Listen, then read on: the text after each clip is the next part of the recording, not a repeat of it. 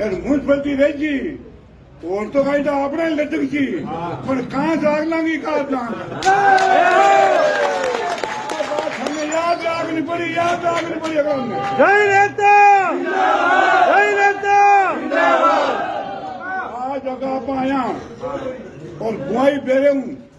पांचू भाषा गुआई बेरो है बेटू आप पांचू भाषा का लोग बेरे हो रहे हैं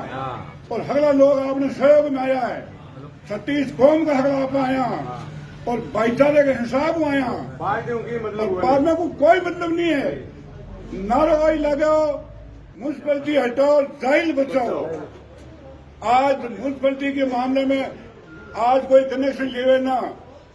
8,100 रुपया है पानी के कनेक्शन का बिजली को तो बिल देख जो पानी को बिल देख जो हुआ तो थे कई चीजें हुई पानी का 40-50 रुपया आता है 200-250 नहीं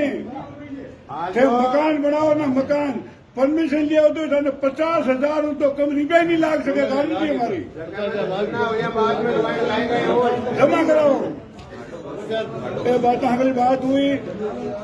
और आप जगह आया जगह भाई एक जीव नहीं जो आप फंसियो बनना